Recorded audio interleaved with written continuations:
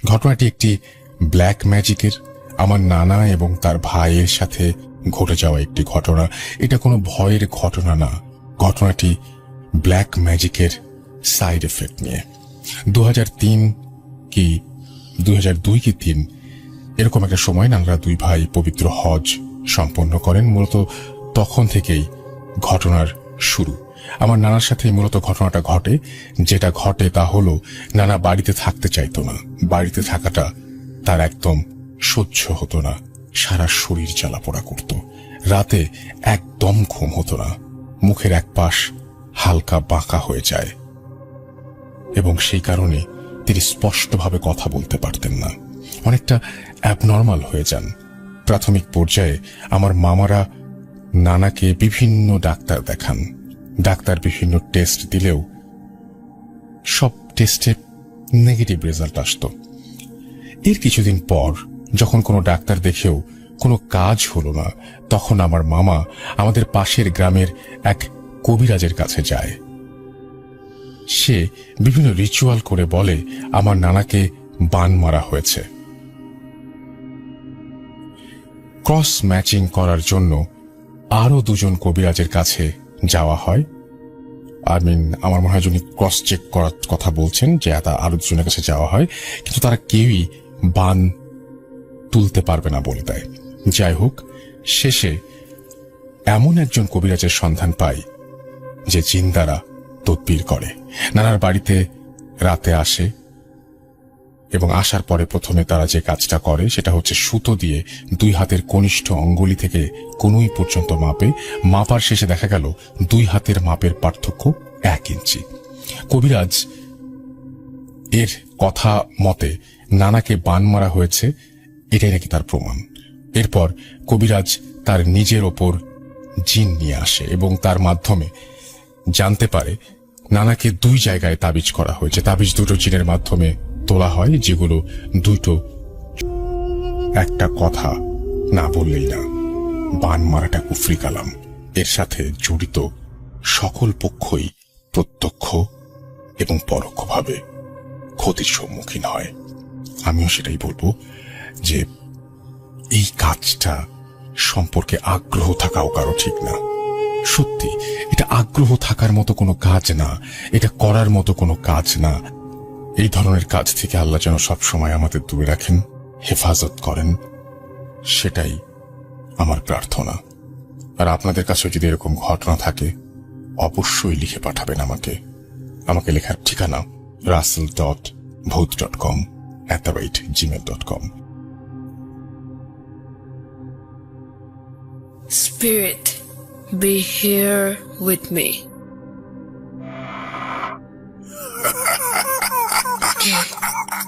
কে তুমি? Bhoot.com. The fear returns with Russell.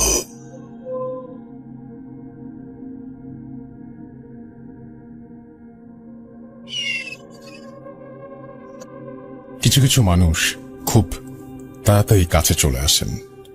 এই সেদিন শুরু করলাম Bhoot.com, এর মধ্যেই কিছু কিছু মানুষ খুব কাছে চলে এসেছেন।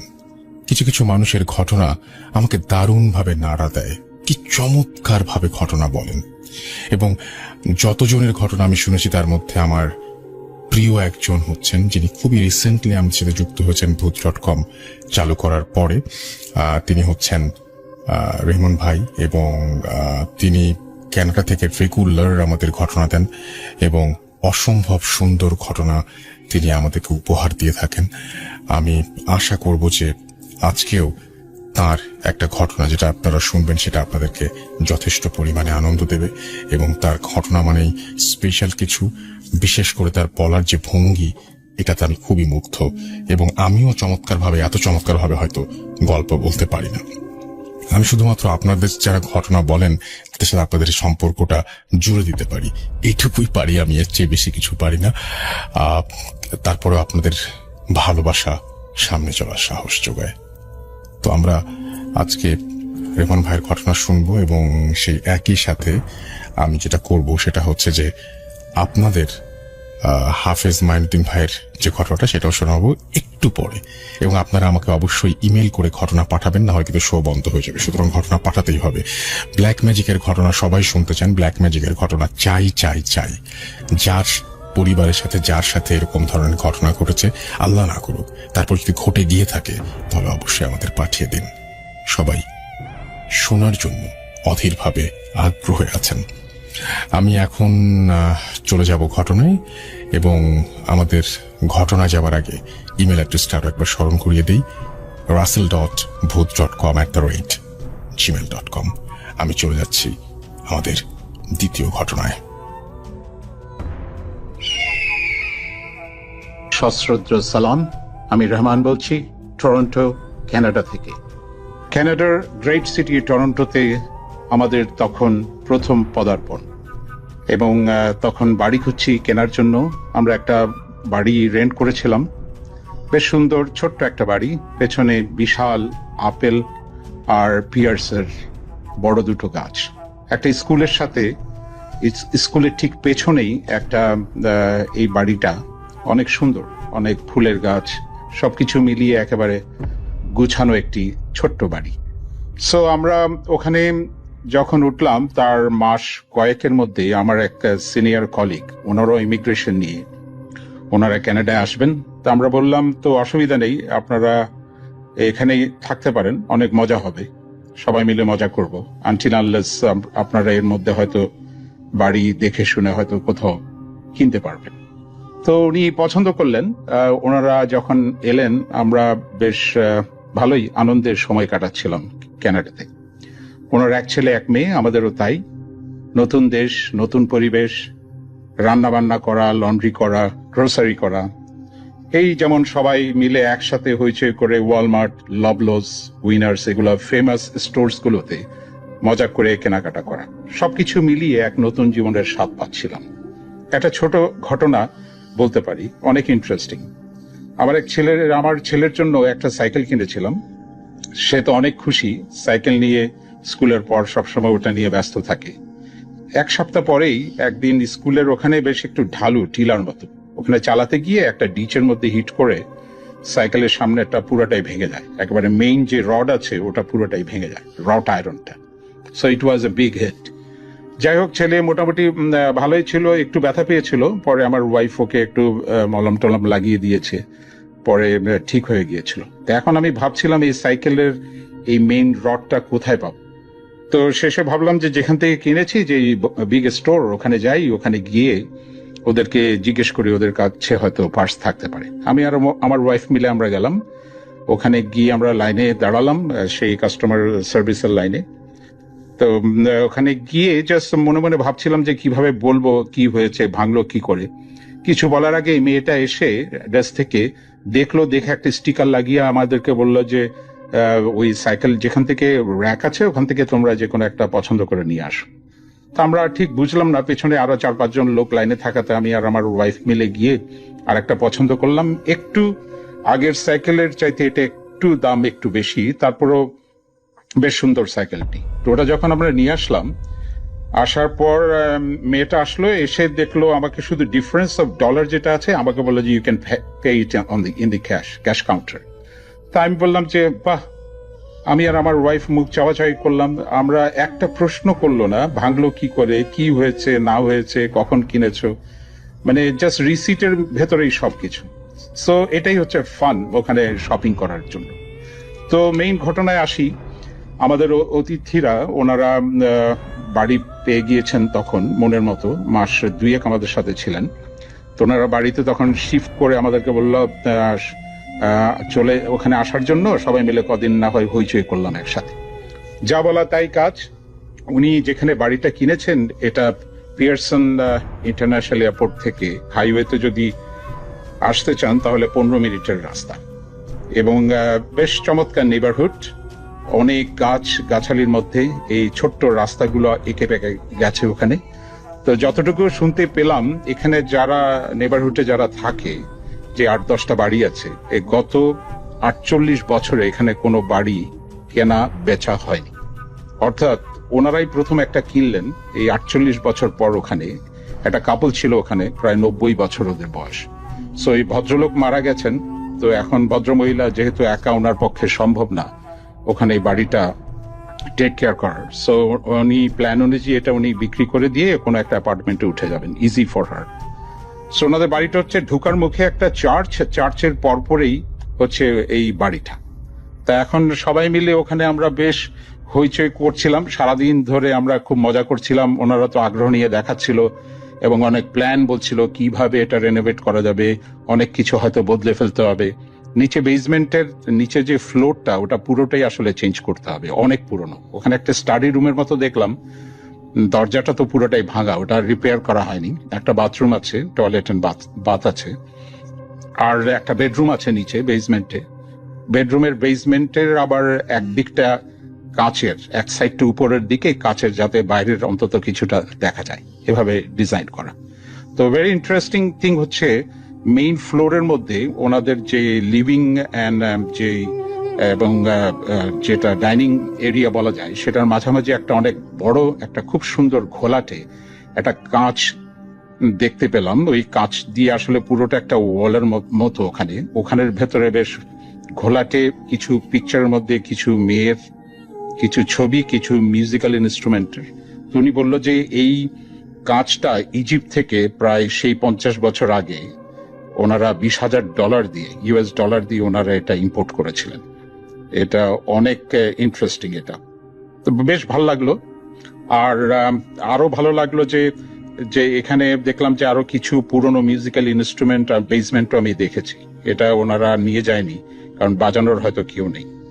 তো রাতে ডিনার হলো, ডিনার করে সবাই মিলে এখন বসলাম। আমার ওয়াইফ অনেক সুন্দর গান গায়, তো ওর গানের গলা বেশ মিষ্টি, তো সবাই ধরলো আমার ওয়াইফকে গান শোনানোর জন্য। সো গানও হলো, অনেকগুলো গান সে গাইলো আর কি। গাওয়ার পর এখন আমরা প্ল্যান করলাম কে কোথায় থাকবে না থাকবে। তা আমি, আমার ওয়াইফ আর আমার ছেলে আমরা নিচে বেসমেন্টে বেডরুমে থাকতে পারবো, আর উপরে এক মাস্টার বেডের ভিতরে আমার সেই সিনিয়র কলিগ, ওনার ওয়াইফ আর ছেলে, আর আরেকটা যেটা রুম আছে ওখানে আমার দুটো মেয়েই থাকতে পারবে, কোনো অসুবিধা নেই। সবকিছু সেট হয়ে গেল, সবাই যার যার রুমে চলে গেল। তো আমরা গেলাম নিচে। তো সারাদিন তো অনেক হইচই হলো, ঘুমানোর সমস্ত প্রস্তুতি। তো ঘুমাতে গেলাম, ঘুমাতে যাওয়ার দেখি কি হলো ব্যাপারটা। আমি তো নিজেই দেখলাম যে হুইল চেয়ারে করে একজন বেরিয়ে গেল ওদিক থেকে। তো সমস্ত সাহস করে আমি যখন ওদিকে স্টাডি রুমের দিকে গেলাম, ভেতরে ঢুকে দেখি তেমন কেউ নেই, এদিক ওদিক তাকাচ্ছি না, কেউ নেই। হঠাৎ শব্দ করে দেখি সেই যে পেন্টিংটা সেই ভদ্রলোকের, সেই পেন্টিংটা দেয়াল থেকে পড়ে গেল।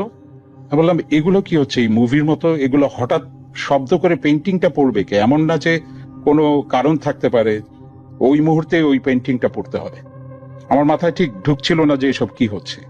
তো আমি বেডরুমে ব্যাক করে চলে আসলাম। বেশ কিছুক্ষণ আমার বডির ভেতরে ওই ফিলিংটা ছিল যে কি করা যায়, আমার ওয়াইফকে কি আবার ডাকবো? আবার ভাবলাম যে না, সে হয়তো দেখা গেল হঠাৎ যদি ভয় পায় সারাটা রাত সে এমনি পার করে দেবে। তো আমি আর ডাকলাম না। পরদিন সকালে ঘুম থেকে আমরা উঠলাম, হাত মুখ ধুয়ে যখন উপরে গেলাম ডাইনিং এর এবং কিচেনে, তখন ভাবি ছুটোছুটি করছে। আমার ওয়াইফ গিয়ে ওনার সাথে হেল্প করলো তখন নাস্তা রেডি করার জন্য। তো আমরা তখনও কেউ কিছু বলছি না। একটু পরে দেখি আমার সেই সিনিয়র কলিগ বেসমেন্ট থেকে ক্লিনিং এর যাবতীয় যত স্টাফ আছে ওগুলো নিয়ে উপরে আসছে। কি ব্যাপার? তো যা শুনলাম অবাক না হয়ে পারলাম না। সেই 50 বছরের পুরনো সেই বিশাল ডেকোরেটেড গ্লাসটি কে যেন ভেঙে ফেলেছে। তা আমরা গিয়ে যখন আমি গিয়ে ওখানে দেখলাম, আসলেই তো মনে হলো হাতুড়ি দিয়ে সে ওই কর্নারে কেউ হিট করেছে এবং ওগুলো স্ক্র্যাচ, ওগুলো যে ভেঙে গেছে, ফেটে গেছে, সেই পুরো ইমপ্রেশনটা পুরাই দেখা যাচ্ছে। আমি তো হতবাক। তখন আমি আর শেয়ার না করে পারলাম না। ওনাকে বললাম সকালবেলা যে কাল রাতে কি ঘটেছে বেসমেন্টের ভেতরে, এবং বললাম যে হুইল চেয়ারে করে আমি নিজে দেখেছি একজন ওখান থেকে বেরিয়ে যেতে, এবং বললাম যে সেই পেন্টিংটা পড়লো কি করে। তখন উনি এবং ভাবি, আমরা বাচ্চারা সবাই দৌড়ে নিচে এসে এবং দেখলাম সত্যিই সেই স্টাডি রুমের নিচে তখনও পর্যন্ত সেই পেন্টিংটা ওখানে পড়ে আছে। কিন্তু সেই হুইল চেয়ারের ভদ্রলোকের ব্যাপারটার কেউ কোনো এক্সপ্লেনেশন দিতে পারলো না। সো কানাডাতে সেই প্রথম আমার এই হন্টেড ঘটনার অভিজ্ঞতা হলো। ভূত.com এর সকল শ্রোতা ও কলাকুশলীকে আবারও ধন্যবাদ।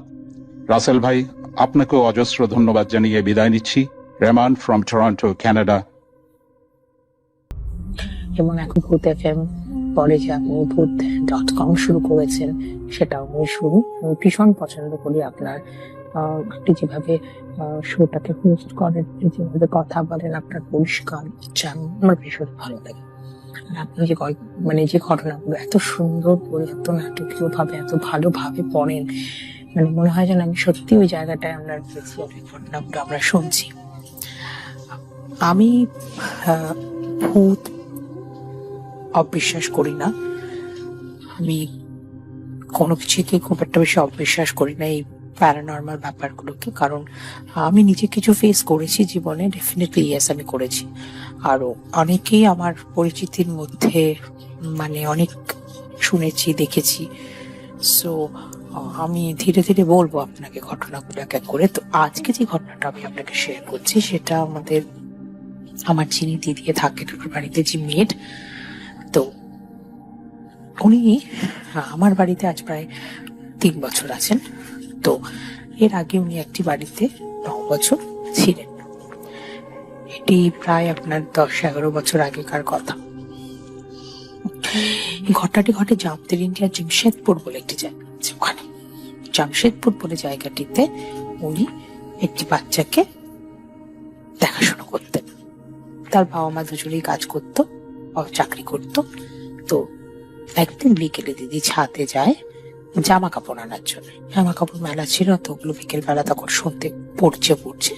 ওই সময় দিদি গিয়ে জামা কাপড়গুলো বাচ্চাটাকে নিয়ে গিয়ে ছাদে যায়, কোয়ার্টারের ছাদে উঠে দিদি দেখছে যে ছাদের পাঁচিলের উপরে, বড় কোয়ার্টারের ছাদ, বড় পাঁচিল, একটা বসে রয়েছে একটি মেয়ে। তো দিদি একটু 2-4 পা এগিয়ে গিয়ে মেয়েটিকে বলে, এই মেয়ে নিচে নাম, ওখানে বসেছিস কেন, পড়ে যাবি না? ছোট মেয়ে, ধরুন 10-11 বছর কি 13 বছরের একটি মেয়েটি পেছনের দিকে পা করে বসে পুরো মাথাটা ঘুরিয়ে দিদির দিকে ঘুরে গেল মাথাটা।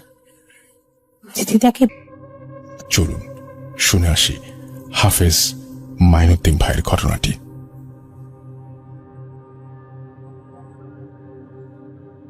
আসসালামু আলাইকুম রহমতুল্লাহ। আলহামদুলিল্লাহ, কোভিড-19 করোনা ভাইরাস থেকে যারা আমরা সুস্থ আছি, আল্লাহর কাছে শুকর আদায় করি। আজকে আমি যে ঘটনাটা শেয়ার করতে যাচ্ছি সেটা 19 রমজানের সময়কাল। করোনা ভাইরাসে মানুষের অনেক পরিবর্তন ঘটে যাচ্ছে। এখন মানুষ সব থেকে বেশি আক্রান্ত, ভীত এবং ক্ষতিগ্রস্ত যেটা হচ্ছে যে স্বাভাবিক কোনো অসুখ, স্বাভাবিক কোনো রোগ হলেও মানুষ সেই করোনা বলেই যে দাবি চালাচ্ছে, যার কারণে কিছু কিছু মানুষগুলো বিশাল ক্ষতিগ্রস্ত হয়ে যাচ্ছে। তা আমার ঘটনা হচ্ছে 19 রমজান বুধবার ছিল। সেটা ইফতারির পর একটি মেয়ে জোনাকি যখন ছাদে উপরে ফোনে কথা বলতে যায়, তো ওকে রাত্রি মাগরিবের পরে, ইফতারির পরে সে ফোনে যখন কথা বলতে থাকে, তার গায়ে একটি বাতাস আসে, গরম বাতাস। তো তার মাথা ধরে এবং সে যখন বাড়িতে ঘরে চলে যায়, কিছুক্ষণ 1 ঘন্টা খানিক পরেই তার প্রচন্ড কাঁপুনি এবং জ্বর চলে আসে। তো যখন তার শরীরে এই কাঁপুনি, জ্বর আসে এবং মাথা খুব ব্যথা শুরু হয়, ও যখন চিৎকার শুরু করে, তো বাড়ির সকলেই সেটা ভাবে যে তাকে কোভিড-19 অর্থাৎ করোনা আক্রান্ত হয়েছে। তখন তাকে নিজ ঘরে রেখে, একাকী রেখে তাকে দরজাটা বন্ধ করে দেওয়া হয়। কিন্তু অথচ তার স্বাভাবিক যে জীবনটা ছিল, স্বাভাবিক কথা বলা, স্বাভাবিক চলাটা তার একটু ব্যতিক্রম। ওনাকে যখন আমরা সুস্থতা করি, সুস্থ করার পর ওনার কাছ থেকে যাগুলো শুনি, উনি আমাকে যেভাবে বর্ণনা করেন, এবং আমি যখন উনি জিনগ্রস্ত, জিনে আক্রান্ত থাকে, যখন আমি তাকে দেখতে যাই, তখন আমি তাকে যেভাবে দেখি, তো স্বাভাবিক বর্তমানে সবাই ভাবে তাকে করোনা আক্রান্ত, কিন্তু আমি যেটা ভাবছি বা যেটা দেখছি এবং উনিও যেভাবে তার শরীরে ক্ষতিগ্রস্ত হয়েছে, এটা জিন ধরা।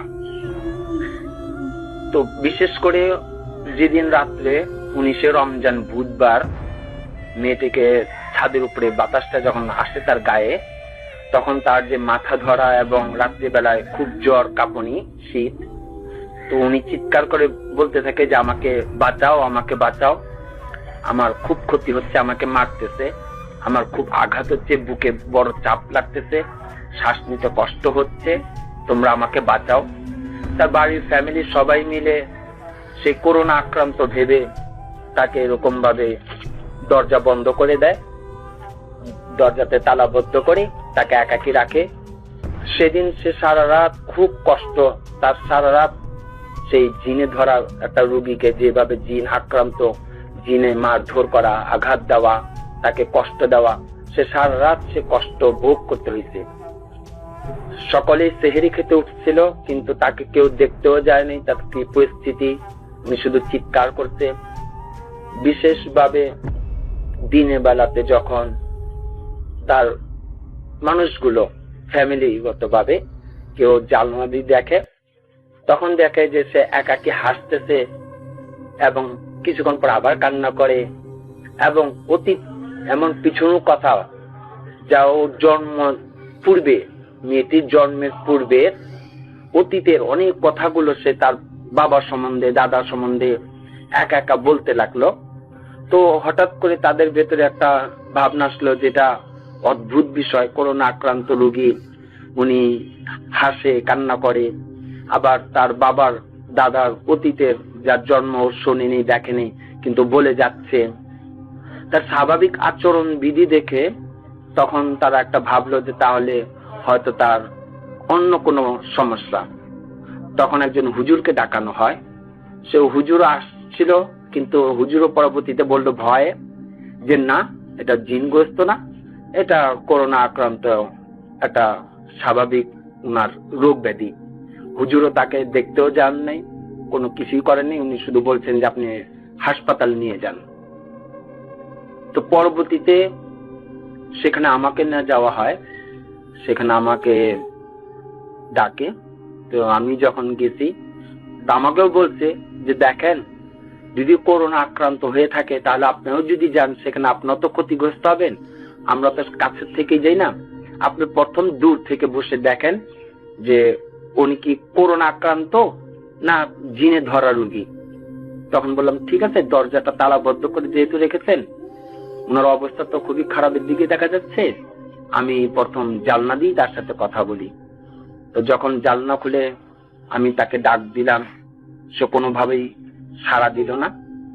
যখন আমি একটি আয়াত পড়লাম, কোরআনে আয়াত যখন জোরে আওয়াজ করে পড়লাম, তখন দেখি সে চিৎকার করে বসে, এবং তার স্বাভাবিক যে চলা বলা এবং তার আচরণগুলো, বিধিগুলো আমরা দেখি যে জিনে ধরা।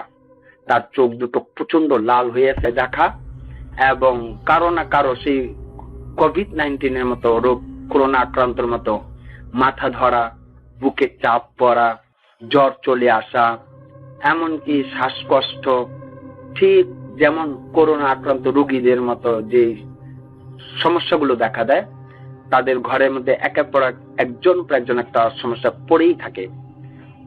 তখনই সেই মানুষগুলো, যাদের এই সমস্যাগুলো দেখা দেয়, তখনই তারা সেই মানুষগুলো একটা আলাদা ঘরে আটক করে রাখে, এবং তারা কোনো চিকিৎসা বা কোনো কিছু নেয় না।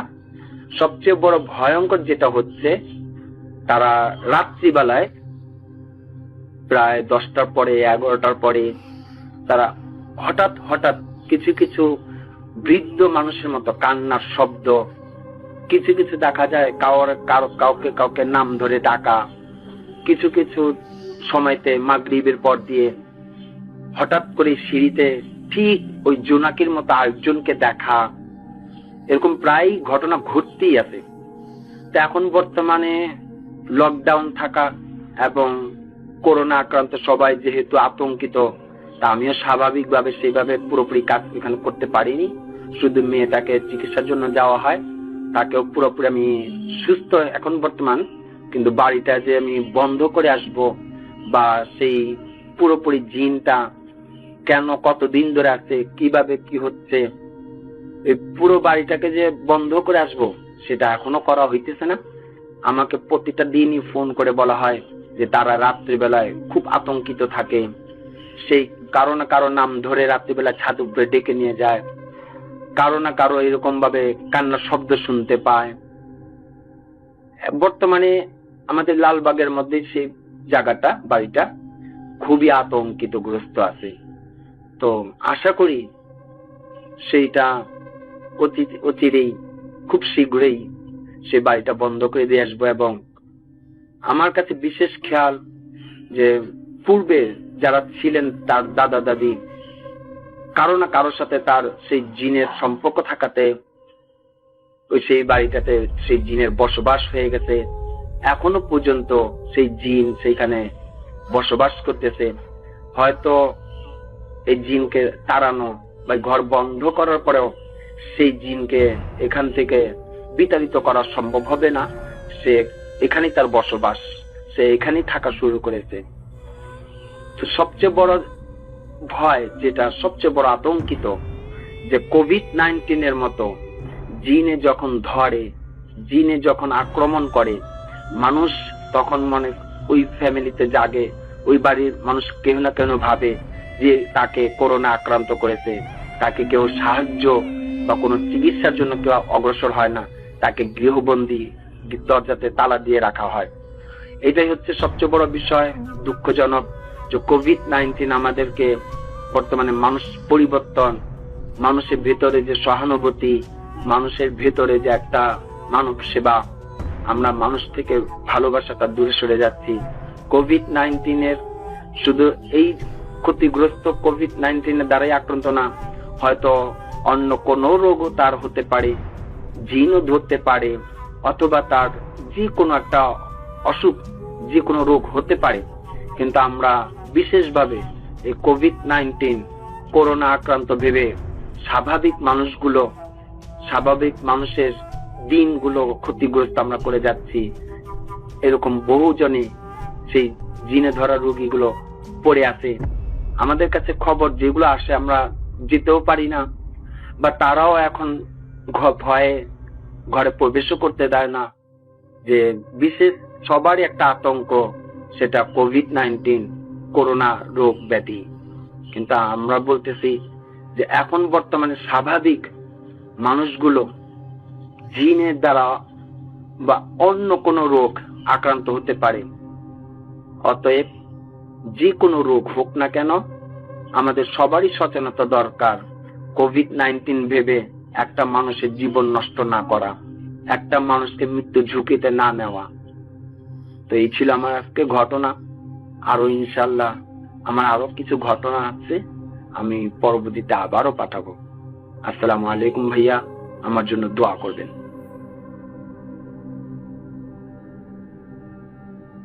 Spirit, be here with me.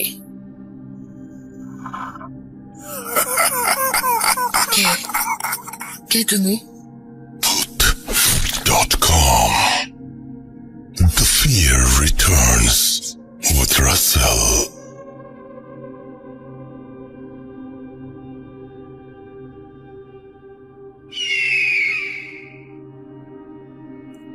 আমি জানি বিশ্বাস করা খুবই শক্ত, বিশ্বাস করা বেশ কঠিন। মাঝে মাঝে কিছু কিছু ঘটনা শুনে আমার ভেতরেও যে সন্দেহ দানা বাঁধে না তেমন কিন্তু না, আমার মধ্যেও সন্দেহ আসে। আমি তখন আবারও পাল্টা ইমেল করি, আচ্ছা আপনি যে ঘটনাটি পাঠিয়েছেন, এই ঘটনাটা আরেকবার একটু যদি জানাতেন আমাকে, যে আপনি যা লিখছেন বা যা বলছেন সেটা সত্যি ঘটনা, একটু প্লিজ জানাবেন। আমি জানি খুব ভদ্রভাবে উত্তর দিলেও এই কথাগুলো কখনো কখনো গায়ে তো একটু লাগেই, যে আমি একটা সত্যি কথা বললাম, তারপরে উনি আবার এভাবে আমাকে জাজ করছেন। ব্যাপারটা না আমার কাছে খুব ভালো লাগে তা না, কিন্তু আমার তো অনেক প্রশ্নের উত্তর দিতে হয়, সেজন্যই জিজ্ঞেস করি। আমি এখন যে ঘটনাটা প্লে করব সেই ঘটনা পাওয়ার পরেও একটু অস্বস্তি লেগেছিল, যার জন্য আমি আবারও জিজ্ঞেস করেছিলাম যে আপনার এই ঘটনা যে সত্যি এইটা আপনি একটু আমাকে জানান। উনি কিন্তু আবার আরেকটা অডিও ক্লিপে জানিয়েও ছিলেন যে আমার এই ঘটনা সত্যি। আচ্ছা, আমার কাছে মনে হয় ভিডিওটা আছে, সেটা আমি হয়তো প্রচার করব। এবং তিনি বলেছিলেন যে এই ঘটনাটা সত্যি। তো এই যে ব্যাপারটা, সেটা হচ্ছে যে মাঝে মাঝে আমার সাথে হয়। যাই হোক, আমরা কথা না বলে নেক্সট ঘটনায় যাব। ঘটনাটা কেন এরকম অস্বাভাবিক বললাম, কেন আমার বিশ্বাস হতে চাচ্ছিল না, আপনারা একটু শুনে দেখুন তো, এবং কমেন্ট করে এই স্বাধীন মিউজিক অ্যাপের কমেন্ট সেকশনে অবশ্যই জানাবেন কোন জায়গাটায় আপনারও খটকা লেগেছে। যদি আপনার খটকার জায়গা আর আমার খটকার জায়গা মিলে যায়, তাহলে বুঝতে পারবো যে we are on the same page, এবং আজকের রাতের বাকি সময়গুলো দারুণ জমবে। চলুন শুনে আসি। আসসালামু আলাইকুম। ধন্যবাদ রাসেল ভাই আমাকে আসলে আজকে আমার গল্পটি বলার সুযোগ দেওয়ার জন্য। আর আপনি তো ভালোই আছেন, আপনি সবসময় ভালো থাকেন। তবে আশা করি যে সমস্ত শ্রোতারা রয়েছে যারা শুনছেন তারা প্রত্যেকেই ভালো আছেন এবং তাদের পরিবার এবং আত্মীয় স্বজন এবং প্রতিবেশী সবাই ভালো আছেন। আমরা আসলে একজন আরেকজনের জন্য দোয়া করি। আমি আসলে বাবা এক্সপোজ নামে একটি গ্রুপের এবং একটি পেজের একজন অ্যাডমিন, এবং আমি বাবা এক্সপোজের সাথে কাজ করতে গিয়ে কয়েকটা প্যারানর্মাল ঘটনার সম্মুখীন হয়েছিলাম। তো সেখান থেকে আমি একটি ঘটনার কথা বলবো। আমরা গিয়েছিলাম 47/2 নামে একটি বাড়িতে, যেটা সম্পর্কে আসলে বিভিন্ন ডকুমেন্টারি আগেই বানানো হয়েছে এবং এটা খুব ফেমাস একটা হন্টেড প্লেস।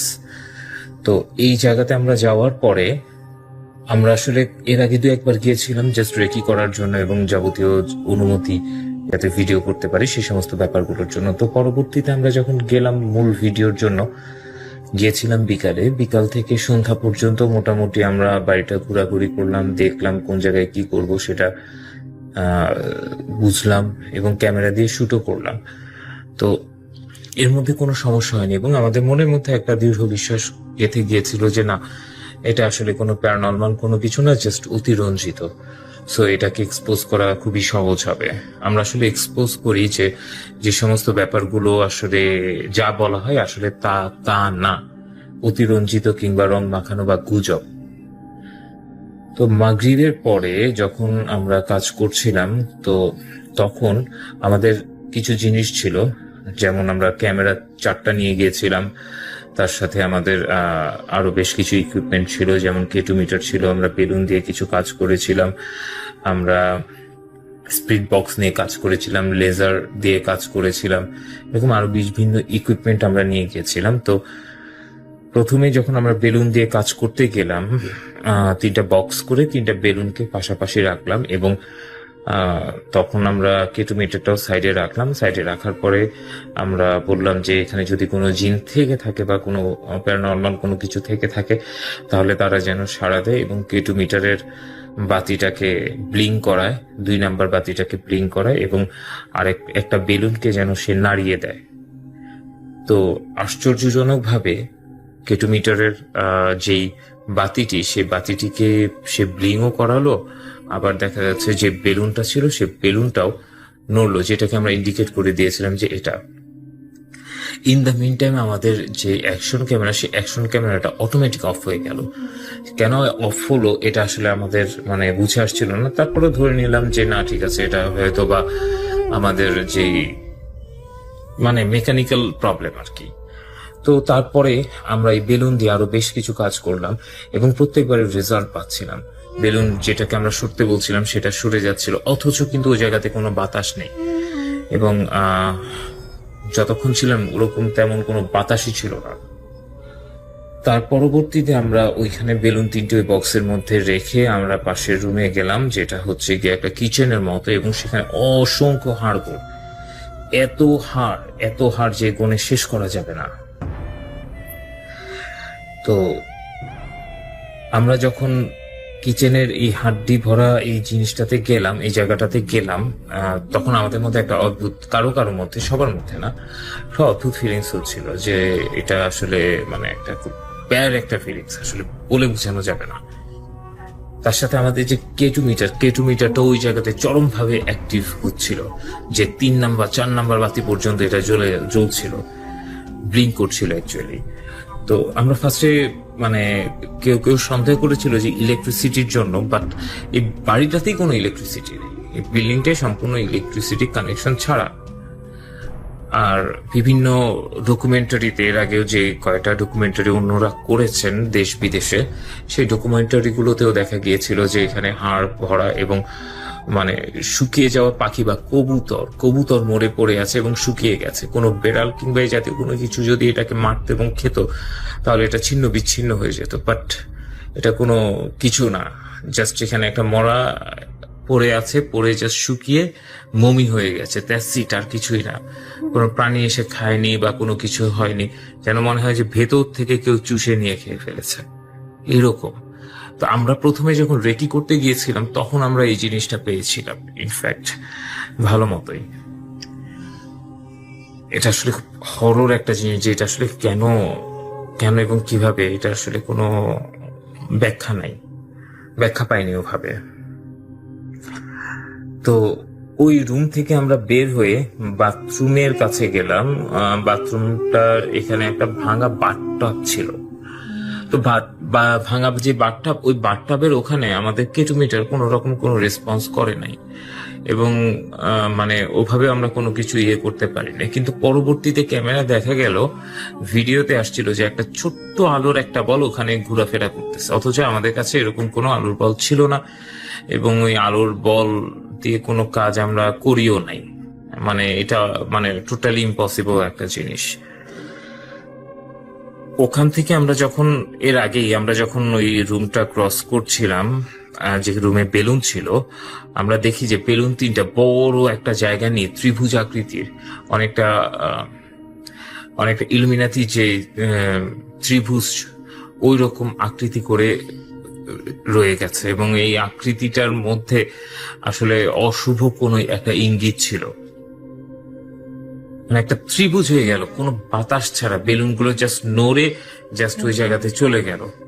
এটা কিরকম না, এর আগেও আমরা যখন কেটোমিটার দিয়ে আমরা বেলুন দিয়ে কাজ করছিলাম, 3টা বেলুন নড়াতে বলছিলাম, 3টা বেলুন নড়তেছিল, একটা বেলুন নড়তে বলতেছিলাম, ওই একটা নির্দিষ্ট বেলুনই নড়তেছিল। মানে এটা একটা মানে ক্রিটিক্যাল একটা জিনিস, মানে এটা আসলে এক্সপ্লেনেবল না। এবং আমাদের মধ্যে কেউ কেউ তখন মানে খুবই কনফিউজ হয়ে গেছে যে actually what is going on, এখানে আসলে কি হচ্ছে। তো তারপরে আমরা অন্য আরেকটা রুমে গেলাম, স্পিড বক্স দিয়ে চেষ্টা করলাম। স্পিড বক্স দিয়ে যখন আমরা চেক করলাম তখন সেখানে অ্যান্সার পেলাম, এবং তারা সেখানে দুইজন বা 3জন থাকার কথা বলেছিল, আমার এই মুহূর্তে মনে পড়ছে না। ওই স্পিড বক্স থেকে এই অ্যান্সারটা আসছিল, বাট স্পিড বক্সের ব্যাপারটা আমরা আসলে টোটালি বিলিভ করি না, কারণ এটা র্যান্ডমলি কিছু জিনিস চুজ করে হয়তো বা অ্যান্সার দিয়ে দিতে পারে, হোয়াট এভার। তো এরপরে আমরা আরো 1-2টা ঘরে গিয়েছিলাম, এর মধ্যে একটা ঘরে ভালো রেসপন্স ছিল, আরেকটা ঘরে ছিল না। আমরা যখন ফিরে আসছিলাম, ফিরে আসার সময় ভাবলাম যে আমাদের বাকি যারা ছিল তারা ছবি তুলছিল, যে বিভিন্ন স্টিল পিকচার গুলো নিচ্ছিল জায়গাটার। আর আমি ভাবলাম যে একটু কোরআন তেলাওয়াত করি, একটু আজান দেই, যদি এখানে যেহেতু কিছু সিমটম দেখা গিয়েছে, যাতে আমাদের সেফটির ব্যাপারটাও একটা আছে। সো দ্যাট আমি একটু আয়াতুল কুরসি পড়লাম, আজান দিলাম। আমার সাথে আরেকজন ছিল, মানে ঠিক যখন আমি স্টার্ট করেছি তার কিছুক্ষণ পরে আমার ঠিক পিছনে একটা বেলুন ঠাস করে ফেটে গেল। মানে এমন ভাবে ফাটলো যে আমার পাশে যিনি ছিলেন উনি বেশ চমকে গেলেন এবং উনি ভয় পেয়ে গেলেন। আসলে ব্যাপারটা ভয় ছিল, কারণ হচ্ছে কি তারা সম্ভবত এই আয়াতুল কুরসি এবং আজান সহ্য করতে পারেনি, অথবা আমাদেরকে ভয় দেখাচ্ছিল বা সাবধান করছিল বা চলে যাওয়ার জন্য বলছিল। তো আমরা যখন ওখান থেকে ফিরে এলাম, আমাদের মধ্যে কয়েকজন অন্তত 2 মাস পর্যন্ত ভালো ডিপ্রেশনে ছিল, এবং এর মধ্যে আমরা ফিরে আসার পরে জানতে পারলাম যে আমাদের এক মেট যে আমাদের সাথে ওখানে গিয়েছে, তার মাথাতে একটা ছোট একটা মানে পিনের মতো একটা ক্ষত, এবং সেখান থেকে রক্ত পড়েছিল। যদিও সে কোনো কিছু বলে নাই, এবং সে কোথায় ব্যথা পেয়েছে বা কিভাবে ব্যথা পেয়েছে সে কোনো কিছুই জানে না। ওখান থেকে বের হওয়ার পরে আমাদেরকে সবাইকে বলল, এবং ছোট একটা ভিডিও ক্লিপ ছিল, যদিও ভিডিও ক্লিপটা হারিয়ে ফেলেছি বা আছে সম্ভবত, যদি আপনারা চান হয়তো বা দেখাতে পারি। তো মানে কিভাবে ওই আঘাতটা হলো সেই জিনিসটা আসলে আমরা জানি না, সে নিজেও জানে না। এই আর কি আমার ঘটনা। তবে একটা ব্যাপার যে আপনারা কেউ যদি পরিত্যক্ত কোনো বাড়িতে কিংবা এরকম হন্টেড প্লেসে যান, অবশ্যই পর্যাপ্ত পরিমাণ নিরাপত্তা নিয়ে যাবেন, কারণ কোথায় কি হয় কখন হয় কিছুই বলা যায় না। আর আরেকটা ব্যাপার হচ্ছে ঘরে থাকবেন এবং ভালো থাকবেন, সুস্থ থাকার চেষ্টা করবেন আপনার নিজের জন্য, আপনার পরিবারের জন্য, আপনার প্রতিবেশীদের জন্য। না হলে হয়তোবা আগামীতে এরকম কোনো একটা ভূতের গল্পে আপনার বাসার কথা ইঙ্গিত করে বলতে পারি যে, বা অন্য কেউ বলবে যে ওই বাসাতে একজন করোনার রোগী মারা গিয়েছিল, এখনো তার আর্তচিৎকার শোনা যায় যে আমি ভুল করেছি, আমি ভুল করেছি। ভালো থাকবেন সবাই। আসসালামু আলাইকুম। Spirit, be here with me.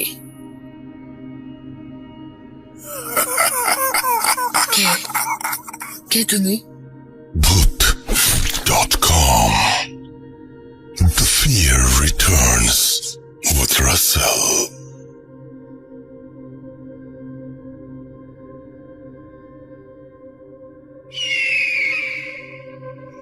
আরো একবার আপনাদের সবাইকে স্বাগত জানাচ্ছি, আমি রাসেল। আজকে কলকাতার ঘটনা শুনিয়েছি, কানাডার ঘটনা শুনিয়েছি, এবার একটু ইউরোপের দিকে না গেলে কেমন হয়? না, আসলেই আমার মাঝে মাঝে মনে হয় যে সমস্ত পৃথিবীর মানুষ কিভাবে যেন সংযুক্ত ভূত.com এর মাধ্যমে। এটা একটা বিরাট ভালোবাসা, এই ভালোবাসার কোনো তুলনা হয় না। আমার শ্রদ্ধা নিন, আমার কৃতজ্ঞতা নিন, এবং পৃথিবীর যেখানেই থাকুন আমাদের একজন হয়ে থাকুন এবং আমাদের সঙ্গে থাকুন। আপনি কি আমাদের পাশে কোনো আশেপাশের কোনো গ্রামের বউ পালায় যাইতেছেন? যদি কোনো সমস্যা হয় আমাকে বলেন, আমি আপনাদের শ্বশুর বাড়িতে নিয়ে যাই, বোঝায় সবাইকে বলবো না, বা যাতে কোনো কাজের চাপ না দেয়। তো মামা এই কথা বলতেছে কিন্তু পিছন ফিরতেছে না।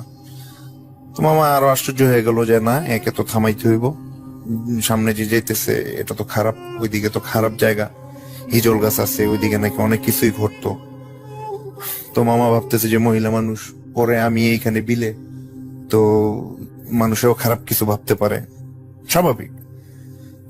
তো মামা কি করছে কি, মহিলারে হাত গিয়ে ধরছে, যাই আর যাইও না, আর বেশি দূর যাইও না, কারণ ওইদিকে পানি। তো মামা গিয়া যখন হাতে ধরছে, রাসেল ভাই বিশ্বাস করবেন না, দেখে যে হাতের কোনো মহিলা মানুষের হাত না, হাত শক্ত আর পশমের মতো কেমন জানি। তো মামা বলতেছে এইটা কেমন। তারপর উনি মনে কিছু নেয় নাই, মামা কি করলো, হাতে ধইরা টান দিছে, এই তুমি আর যেতে পারবে না, তুমি আসো। তো তখন ওইটা আপনার ঘুরে তাকাইছে। রাসেল ভাই বিশ্বাস করবেন না, মামা প্রস্তুত ছিল না যে এই ধরনের কিছু দেখার জন্য। যখন এটা মামার দিকে তাকাইছে, তখন মামা বুঝে ফেলছে যে আজকে তো আমার সাথে খারাপ কিছু একটা হইতে যেতেছে, কারণ এই জায়গায় এত রাত্রে মহিলা মানুষ কিভাবে আসবো, আসার তো প্রশ্নই না। আর আমিও বোকামি করলাম, মনে মনে ভাবতেছে যে আমিও কি একটা বোকামোর কাজ করলাম, আমাকে তো এটা কোনো ক্ষতিও করে নাই, সামনে চলে গেছে, তো আমি কেন এটার পিছন নিলাম। আর যেহেতু সামনে হিজল গাছ, এখানে খারাপ কিছু হয়, ওইটাই তো ওইটার গন্তব্যে যাচ্ছে, মানে মামা এটা মনে মনে ভাবতেছে। তো এখন আর ভাইবা কি লাভ, উনি ভাবতেছে। তো অল্প কিছু সময়ের মধ্যে উনি ভাবতেছে, কিন্তু ওটা বিড়বিড় করতেছে মামার দিকে, মামার হাতে ধইরা। ওইটাই মামার হাত ধরছে, ধইরা গাট্টিটারাই ফালায়া মামার দুই হাতের মধ্যে ধইরা মামার দিকে তাকায় বিড়বিড় করতেছে, কিন্তু মামা বুঝতে পারতেছে না। মামা বুঝতে পারছে যে আজকে আমাকে কাদার মধ্যে গাইরা ফেলবেন, যা আজকে আর রক্ষা নাই, আজকে মনে আর বাড়িতে যাইতে পারবো না। তো ওনার ভাগ্যটা অনেক ভালো যে যেখানে মামারে গাড়ার চেষ্টা করতেছে ওইখানে কাদা এত গভীর না, মানে মাটির নিচে একটু শক্ত, মানে হয়তো আধা ফিটের মতো বা 1 ফিটের মতো, মানে কাদা নিচে, এর নিচে শক্ত মাটি। তো মামার সাথে ধস্তাধস্তি হইতেছে, যখন এটা দেখতেছে যে আর পারতেছে না মামারে গাড়তে বা কাদা মাটি, তখন কি করছে, এটা মামাকে ছুঁড়া মারছে দূরে, যে যেমন আমরা কোনো কিছু হাত দিয়া ছুঁড়া দূরে মারি না, ওই রকম মামাকে ছুঁড়ে মারছে। চুইরা মারার পর মামা একটু দূরে গিয়ে পড়ছে, মানে উনিও স্বাস্থ্যবান, তো ওজন অনেক, 5-6 ফিট দূরে গিয়ে, 7-8 ফিট দূরে গিয়ে এরকম পড়ছে। পড়ার পর মামা দেখলো যে ওইটা মামার দিকে তাকায় কি যেন আবার বিড়বিড় করতেছে, কিন্তু কোনো কথা বুঝতেছে না এটা কি বলতেছে, আর খুব বিশ্রী একটা চেহারা নিয়ে ওনার দিকে বিড়বিড় করে বলতেছে কি যেন। আর কিছুক্ষণ পর এটা ওই আগের রাস্তা ধইরা তার গন্তব্যে যাওয়ার চেষ্টা করতেছে। যখন ওইটা সামনের দিকে যাচ্ছে, কিছুক্ষণ পর পর মামার দিকে তাকায় আর এটা থুতু মারে এইদিক ওইদিক, আর বিড়বিড় করে চোখ ঘুরায়, মানে করে ভয়ঙ্কর চেহারা নিয়ে আর ওটা সামনের দিকে যায়। তো মামা লাড়াচাড়া দিতেছে না, কারণ মামা ভাবতেছে যেহেতু এটা চলে যাইতেছে আমি এখন ওঠার দরকার নাই, আমি যদি উঠি তাহলে যদি আবার এটা এসে যদি আমাকে আবার যদি এটা ধরে বা অ্যাটাক করে বা যদি আমাকে আবার মেরে ফেলে, যদি মেরে ফেলার চেষ্টা করে, এই ধরনের একটা চিন্তা ভাবনা নিয়ে সে আর লড়াচড়া করে নাই, সে এইভাবেই শুয়ে আছে। তিনি এইরকম একটা মামা ইয়ের মধ্যে ছিল, যেমন ঘুমের ঘরের মধ্যে চোখগুলো আপসা আপসা মানে করা খোলা সে দেখতেছে। তো সারা গা কাদায় ভরে গেছে, পানির মধ্যে অল্প একটু। একটা নিয়ম কানুন আছে যে আপনার যে বাড়িতে থাকলে বা এই ধরনের খারাপ কিছুর সাথে কোনো কিছু হইলে বাড়িতে যাওয়ার মানে ঘরে ঢুকার আগে গরম পানি দিয়ে গোসল টোসল এগুলা করতে হয়, তা না হলে এগুলা নাকি সাথেই থাকে বা চলে আসে বা এই ধরনের ক্ষতি করে। তো সেই ধরনের কোনো কিছু আর করে নাই, তো কাউকেও কোনো কিছু বলে নাই, ঠিক আছে। কারণ উনি ভাবতেছে যে উনি এখন ক্লান্ত, উনি শুধু কাদা টাদা এই অবস্থায় উনি গামছা টামছা দিয়ে তো এগুলা গাটা মুছে গিয়ে ঘুমায় পড়ছে, সে আর কাউকে কিছু বলে নাই। তো ঘটনাটা যদি এই জায়গায় শেষ হয়ে যেত তাহলে তো ভালো হইতো, কিন্তু সমস্যাটা এরপর থেকেই একটা বিরাট সমস্যা হয়ে গেছে। যে উনি যখন উনি তো বলতেই পারবো না, উনি গিয়ে তো পুরা বিভোর ঘুমের মধ্যে মামা। তো আমার এক কাজিন ছিল, মামাতো ভাই, ওনারই ছেলে, তো সকালবেলা পড়তেছে, ক্লাস 8-এ পড়ে। তো হঠাৎ সে দেখতে পেলো ওই মামাতো ভাইটা যে একটা অদ্ভুত রকমের একটা কুকুর উঠানের মধ্যে ঘোরাঘুরি করতেছে। ও আমার মামাতো ভাইটা যেই জানালার পাশে সকালবেলা পড়তেছে, ওইখানেই এই বড় একটা সাইজের কুকুর এসে তার জানালার দিকে তার দিকে তাকায় আছে এক দৃষ্টিতে। তো সে ভাবতেছে যে কি ব্যাপার, এইভাবে কুকুর এইভাবে তো তাকায় থাকার কোনো কথা না, এইভাবে তাকায় আছে কেন, হয়তো ক্ষুধা পাইছে এই জন্য হয়তো তাকায় আছে। তো ওনাকে নাস্তা করার জন্য রুটি দেওয়া হয়েছিল, তো রুটিটা উনি দিল কিন্তু এটা খাচ্ছে না। তো উনি কি করলো, পুরা একটা রুটি এটাকে দিয়ে দিল খাওয়ার জন্য। যখন পুরো রুটিটা দিয়ে দিল তারপর ওটা খাইলো না, ওটা কি করলো তার দিকে শুধু কিছুক্ষণ তাকানোর পর তারপর ওটা আবার ওটা রাস্তা চলে গেল, বাড়ির রাস্তা দিয়ে বের হয়ে ওটা চলে গেল। তো ওই দিন বিকেল থেকেই আমার ওই মামাতো ভাইয়ের পেটে ব্যথা শুরু, আস্তে আস্তে পেট ব্যথা, গোসল করি নাই গরম পানি দিয়ে, আবার কোনো করি নাই, কোনো হুজুরের কাছে যাই নাই। তখন সে বুঝতে পারলো যে ঘটনাটা এটার কারণে হয়েছে। তো তখন তো বুঝতে অনেক দেরি হয়ে গেল, এখন তো আর কিছু করার নাই, যা হওয়ার তা তো হয়েই গেছে। তো এই ছিল রাসেল ভাই আমার ঘটনা। তো আশা করি যদি ঘটনাটা ভালো লাগে অবশ্যই এটা আপনি ভূত.com এর সকল শ্রোতাদেরকে প্লে করে শোনাবেন। আর আশা করি আমার এই ঘটনাটা যদি ভালো লাগে, আমি উৎসাহিত হলে, আমি অনুপ্রেরিত হলে অবশ্যই আমি নেক্সটে আরো একটি ঘটনা প্লে করে পাঠাবো, রেকর্ড করে পাঠাবো, সরি। এই ঘটনাটা হচ্ছে আমার সাথে বাস্তবে ঘটে যাওয়া একটা ঘটনা, মানে একদম বাস্তব একটা ঘটনা, যেটা আমি পরবর্তীতে আপনাদের কাছে রেকর্ড করে পাঠানোর চেষ্টা করব। তো ভূত.com এর পক্ষ থেকে সবাইকে অনেক অনেক শুভেচ্ছা। সবাই ভালো থাকবেন আর আমার জন্য দোয়া করবেন। রাসেল ভাই ভালো থাকবেন, দোয়া করবেন। তো এই বলে আমি বিদায় নিচ্ছি। সবাই ভালো থাকবেন। আসসালামু আলাইকুম। Spirit, be here with me.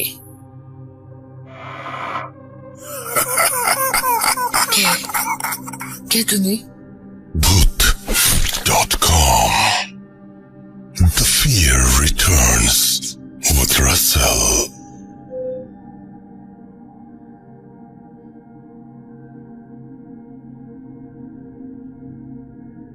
গেলাম ইউরোপে, আমেরিকায় না গেলে কেমন হয়? আপনারা শুনছেন ভূত.com এবং আমি যে ঘটনাটা এখন প্লে করব সেটা আপনারা বুঝেই ফেলেছেন যে আমেরিকা থেকে আসছে, অনেকদিন আগেই ঘটনাটা এসেছিল, আজকে প্রচার করে ফেলতে চাই এবং আশা করছি যে এই ঘটনাটা আপনাদের ভালো লাগবে। চলুন শুনে আসি।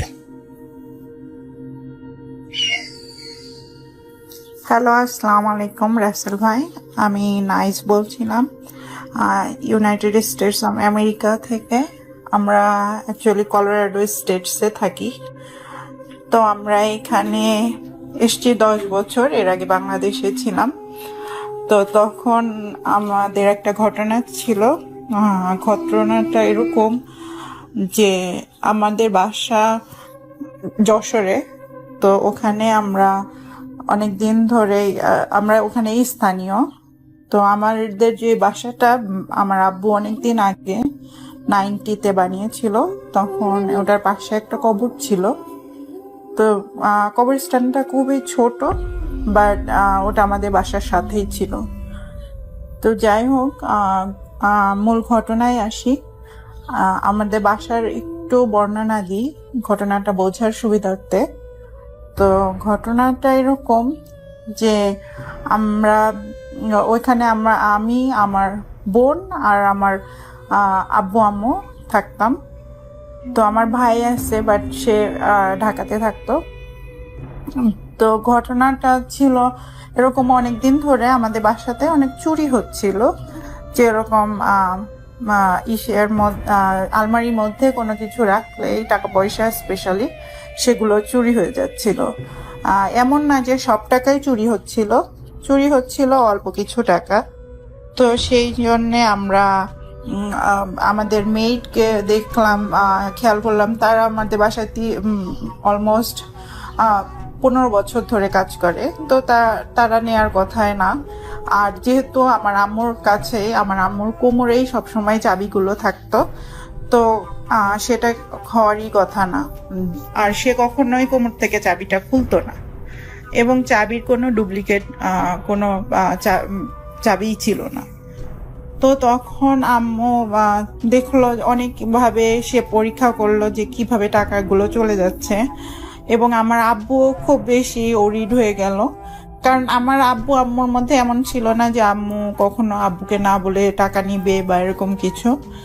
তো তারপরেও আব্বু বলল যে ঠিক আছে। তাহলে আব্বু এইসব অ্যাবনর্মাল বিষয়ে একদমই বিশ্বাস ছিল না। তো সে এমনি বিশ্বাস করে হয়তো জিন আসছে, যেহেতু এটা কোরআনে আছে। বাট আব্বুর ওরকম বিশ্বাস ছিল না যে জিনরা এই কাজটা করতে পারে। কিন্তু আমার আম্মুর বিশ্বাস ছিল যে এর মধ্যে নিশ্চয়ই প্যারানর্মাল কিছুই ব্যাপার আছে। কিন্তু আমরা ওই বাসাতে এতদিন ধরে আসছি, কিন্তু কোনো ব্যাপারই কোনো সময় কোনো ঘটনাই ঘটে নাই। বাট এই প্রথম এরকম অ্যাবনর্মাল কিছু ঘটছে। তখন আব্বু বলল যে ঠিক আছে, তাহলে তুমি একটা কবিরাজ, আমাদের ওখানে কিছু স্থানীয় কবিরাজ আছে, তাদেরকে বললাম যে এটা কি হচ্ছে দেখো একটু। তখন আমার আম্মু এরকম কিছু লোককে বলল, তারা দেখলো, বলল হ্যাঁ এটা জিনেরই কাজ। এবং তারা এটার অনেক ব্যবস্থা দেওয়ার চেষ্টা করলো, বাট কোনো কিছুতেই কাজ হচ্ছিল না। এমন সময় আমি আর আমার হাজবেন্ড আমরা ঢাকাতেই থাকতাম। তো তখন আমরা বাড়িতে গেছি কোনো একটা বন্ধের সময়। তখন আমি আর আমার হাজবেন্ড একটা রুমে, এবং আমাদের আর একটা রুমে আমার আব্বু আম্মু আর আমার বোনটা ঘুমিয়েছিল। তো অ্যারাউন্ড 1টার সময় হঠাৎ করে আমার বোনটা অনেক চিৎকার করে উঠছে। তো আমার বোন মাঝখানে এবং আমার আব্বু আম্মু দুইজন দুই পাশে। আর সময়টা ছিল একদম শীতের সময়, তো সবাই জানলা দরজা সবকিছু বন্ধ করে তারপরে ঘুমাইছে। তো আমাদের বাসাটায় 3টা লক আছে এবং 3টা ডোর আছে। প্রথমে একটা মেন ডোর, যেটা কিনা একদম লোহার পাত দিয়ে বানানো। তারপরে আছে আমাদের একটা ক্রপসিবল গেট।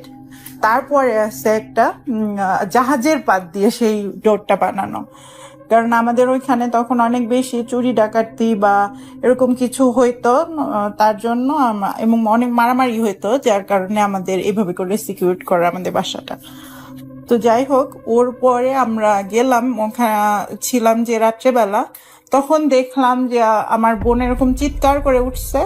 তখন আমরা সবাই তাড়াতাড়ি করে ওই ঘরে গেলাম, কিন্তু ঘরের দরজা তো তখন বন্ধ। তখন আমার আব্বু আম্মু তো ঘুমাচ্ছিল আমার বোনের সাথেই। তো তখন আমার বোনের চিৎকারে আমার আব্বু আম্মু উঠেই মানে হঠাৎ কি হলো, তখন আমার বোন বলল যে তার গলা থেকে কে যেন চেন খুলে নিয়ে চলে গেছে। তখন জানলা টালনা সবই বন্ধ এবং আমাদের বাসার সাথে যে বাসাটা সেটাতেও যাওয়া সম্ভব না, কারণ জানলা ডোর সবকিছুই বন্ধ।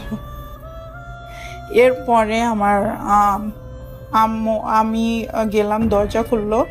তখন আমরা তো এটা দেখলাম আমার বোনের গলায় চেন নাই।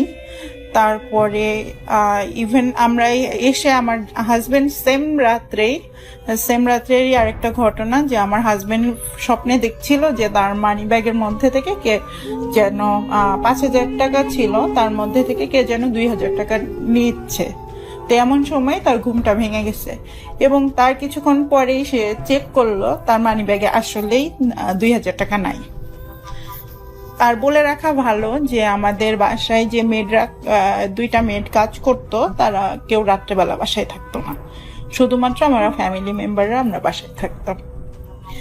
তো এরপরে তো আমার আম্মু খুবই মানে ওরিড হয়ে গেল যে কি ব্যাপার, কোনো কিছুতেই কাজ হচ্ছে না। তারপরে আমাদের যশোর থেকে খুলনা যেতে নপাড়া একটা জায়গা আছে, ওইখানে একটা লোকের কাছে গেল। সে লোকটা অনেক আলেম একজন ব্যক্তি। তো উনি পরে আমাদেরকে সমাধান দিলেন, আম্মুকে কিছু রিচুয়ালস করতে বলছেন, অবশ্যই সেটা ইসলামিক ওয়েতে, এবং কিছু আমল করতে বলছে। তারপর থেকে আম্মু ওইগুলো করার পর থেকে আলহামদুলিল্লাহ আমাদের আর কোনো প্রবলেম হয় নাই। তো এটাই ছিল রাসেল ভাই আমার ঘটনা। হয়তো গুছিয়ে বলতে পারলাম না, তার জন্য সরি। তো আমার আরো অনেক ঘটনা আছে। আমার নানু বাড়িতে অনেক ঘটনা ঘটেছে, যেগুলো কিনা একদম আমার চোখের সামনে।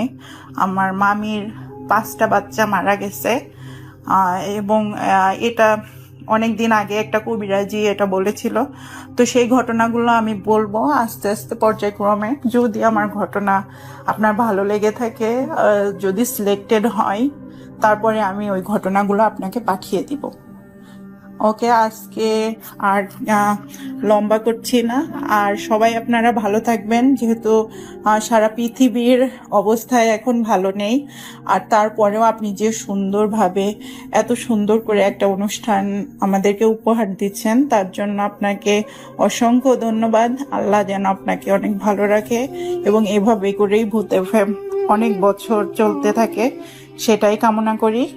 আজকে মতো এখানেই, আল্লাহ হাফিজ। থ্যাংক ইউ রাসেল ভাই, আসসালামু আলাইকুম। Spirit, be here with me.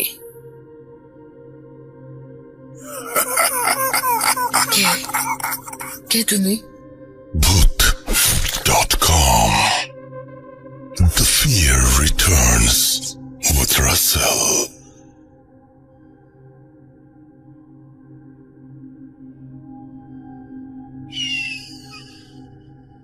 রাতের বেলায় আপনাদের হঠাৎ করে কি কখনো জানালার দিকে চোখ যায়, দরজার দিকে চোখ যায়?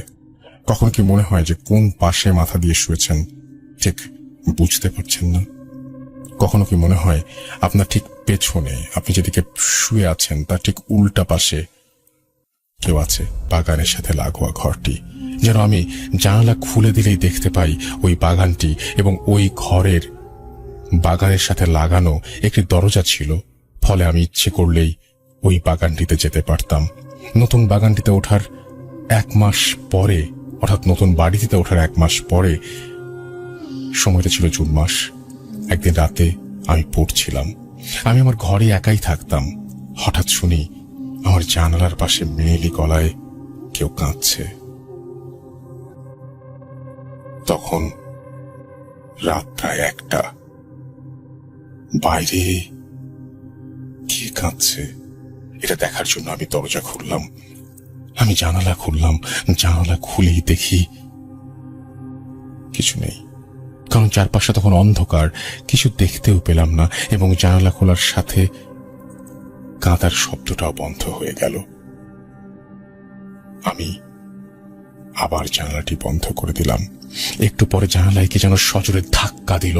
হঠাৎ ধাক্কার শব্দ শুনে আমি প্রচন্ড চমকে গেলাম। ধাক্কাটা 1 বার না, 2 বার না, বারবার হতে থাকলো। আমি জোরে বললাম, কে কে এমন করছে? আমি এই কথা বলার সাথে সাথে ধাক্কা দেয়া বন্ধ হয়ে গেল এবং চারপাশ যেন একদম চুপচাপ হয়ে গেল। কিন্তু একটু পরে আবার শুরু হলো ধাক্কা দেয়া। আর শুধু জানালা না, দরজাতেও। চারপাশে কাউকেই দেখতে পেলাম না। আমার ঘর, আমার মা, আমার বাবার ঘর এমন যে আমি যদি জোরে কোনো কথা বলি তাহলে সেটা তাদের ঘর থেকে শোনা যাবে। কিন্তু আজব ব্যাপার হলো, এত জোরে জোরে কেউ দরজা ও জানালায় ধাক্কা দিল, এই শব্দটা তারা কেউ শুনতে পায়নি। যাই হোক, ওই রাতে আর কিছু হলো না। পরদিন সকালে শুরু। সারাদিন কলেজ, প্রাইভেট নিয়ে ব্যস্ত ছিলাম। গত রাতের কথা আমার মনেই ছিল না। সারাদিন ভালোই কাটলো। বিকেলবেলা কলেজ থেকে ফিরে ফ্রেশ হয়ে বাগানে গেলাম। অনেকক্ষণ ছিলাম ওখানে। সেই রাতে আবার আমি পড়ছিলাম। তখন আনুমানিক রাত 1:30 বা 2টা বাজে। হঠাৎ শুনি গত রাতের মতো কেউ কাঁদছে। আমি আবার জানালাটা একটু অল্প খুলি এবং দেখতে পাই একজন নারী মূর্তি আমার জানালার কাছে ওই পাতানো জায়গাটায় বসে কাঁদছে। ভাবুন, এটা আপনার জানালা, আপনি জানালা খুলছেন আর দেখতে পাচ্ছেন সেই নারীকে কাঁদছে। আমি কেন যেন ওই অবয়বটিকে দেখে ভয় পাই এবং তাড়াতাড়ি জানালা বন্ধ করে ফেলি। কিছুক্ষণ পরে ওই নারী আমার জানালার কাছে এসে আমার নাম ধরে ডাকতে বলল তা কিছু খেতে দিতে। এত রাতে আমার নাম ধরে ডাকায় আমি বেশ অবাক হলাম। আমি জিজ্ঞাসা করলাম, আপনি কে? এত রাতে কেন? এই কথা জিজ্ঞেস করার পর আর কোনো উত্তর পেলাম না। একবার ভাবলাম মা বাবাকে ডেকে তুলি, কিন্তু মা বাবা ঘুমোচ্ছেন, তাদের ঘুম ভেঙে যাবে এই কথা ভেবে আবার ডাক দিলাম না। আমি জানালা খুলবো না করেও কৌতূহলের বসে জানালা খুলে ফেললাম। খুলতেই দেখি বাঁধাই করা জায়গাটার উপরে যেই গাছটা আছে সেখানে একটা কিছু ঝুলছে। কিছুক্ষণ ভালোভাবে খেয়াল করার পর বুঝলাম ওটা একটা লাশ। ভাবুন তো, জানালা খুলে দেখতে পেলেন একটা লাশ। রাত 1টা। আমি একটা জোরে চিৎকার দেই। আমার আর কিছু মনে নেই। পরদিন যখন আমার জ্ঞান ফেরে, আমার গায়ে তখন প্রচন্ড জ্বর। আমার জ্ঞান ফেরার পর সব কথা মা বাবাকে জানাই। তারা বিষয়টা পাত্তা দেয় না, আমার মনের ভুল বলে উড়িয়ে দেয়। আমি ভূত প্রেতে সব বিশ্বাস করতাম না, তাই আমিও মনে করি ওটা আমার মনের ভুল ছিল। কিন্তু এর কিছুদিন পর আমার আর কোনো সমস্যা হয়নি। কয়েকদিন পর আমি এক রাতে ঘুমোচ্ছিলাম, তখন আবারও হঠাৎ আমার ঘুম ভেঙে যায়। ঘুম ভাঙার পর দেখি চারপাশ অন্ধকার, কিন্তু আমি রাতে সবসময় ডিম লাইট জ্বালিয়ে ঘুমাই। কিছুক্ষণ পর আমি বুঝতে পারি আমার ঘরের ভেতরে আমি নেই। আমি ঘুমিয়ে আছি বাগানের ওই শান বাতানো জায়গাটায়। প্রচন্ড ভয় পাই আমি। আমি কিছুতেই বুঝতে পারি না কিভাবে এখানে এলাম। আমি তো ঘরেই ছিলাম। ভাবুন তো, ঘর থেকে আপনি চলে এসেছেন অন্য একটা জায়গায়, চোখ খুলে দেখলেন সেই জায়গাটি, যে জায়গাটিতে আপনার সমস্ত ভয়। হঠাৎ কেন যেন মনে হলো আমার মাথার উপরে কিছু নড়ছে। উপরে তাকিয়ে দেখি রাতের সেই লাশটির মাথা সেটি ঝুলছে। এটা দেখে আমি ঘরের দিকে দৌড় দিই। দৌড়াতে গিয়ে আমি হোঁচট খাই এবং আমি ওই লাশটার উপরেই পড়ি। এ দেখে আমি ওই লাশটার উপরে ছিটকে অন্য জায়গায় চলে যাই এবং দেখি ওই নারী আমার দিকে আসছে। এইসব আমি আর নিতে পারছিলাম না। আমি আমার শরীরের সমস্ত শক্তি দিয়ে অন্যদিকে দৌড় দিই, আবার হোঁচট খাই, আবার উপর হয়ে যাই। সোজা হতেই দেখি ওই নারী মূর্তি আমার মুখের উপরে বাতাসে ভাসছে এই প্রথমবার আমি ওই নারী মূর্তিটির চেহারা দেখতে পাই, এত বিভৎস কি বলবো। মনে হচ্ছে কেউ যেন তার মুখ অ্যাসিড দিয়ে ঝলসে দিয়েছে। এসব দেখে আমি জ্ঞান হারালাম। এরপর যখন জ্ঞান ফেরে আমি হাসপাতালে, আমার গায়ে আকাশ পাতাল জ্বর। জ্ঞান ফেরার পর সবাইকে সেই রাতের সেই ভয়াবহ ঘটনাটি বললাম। প্রায় 15 দিন জ্বরে ভোগার পর সুস্থ হয়ে জানতে পারি আমাকে পরদিন ঘরে না পেয়ে খোঁজাখুঁজি শুরু হয়। আমাকে পাওয়া যায় বাগানের কোনায়। এই ঘটনার পর বাবা আমাদের এক প্রতিবেশীর কাছ থেকে জানতে পারে ওই বাসায় আগে যে পরিবারটি থাকতো তাদের একটি মেয়ে ছিল। একদিন কলেজ যাওয়ার পথে মেয়েটির মুখে কেউ অ্যাসিড মারে। পরবর্তীতে মেয়েটি ওই গাছে আত্মহত্যা করে মারা যায়। এরপর ওই বাসায় আর কেউ থাকতে পারে না। যারা থাকে তারা বিভিন্ন অলৌকিক ঘটনার শিকার হয়। এরপর আমরা খুব তাড়াতাড়ি বাসাটি ছেড়ে দিই এবং এটাই ছিল আমার ঘটনা। কতটা গুছিয়ে লিখতে পেরেছি জানি না, ভুল হলে ক্ষমা করবেন। ভূত.com এর আরো এগিয়ে যাওয়ার প্রত্যাশা। এরপর তিনি বলছেন stay home, stay safe. Thank you so much আপনার এই চমৎকার ঘটনাটির জন্য। মাঝখানে যে আমি ভাবার কথা বলছিলাম, ভাবুন তো এটা, ভাবুন তো ওটা, এটা কিন্তু আমার কথা ছিল, এটা কিন্তু উনি লেখেন নাই। সো এই ছিল ঘটনা। আশা করছি যে এই ঘটনাটা আপনাদের ভালো লেগেছে এবং আমি এই ঘটনাটা পড়ে খুব মজা পেয়েছি। ভালো লাগা না ভালো লাগা এটা সম্পূর্ণ আপনাদের ব্যাপার, কিন্তু আমার পড়তে খুব ভালো লেগেছে। যাই হোক, চলুন আমরা জানি না এরপরে ঘটনা আছে কিনা।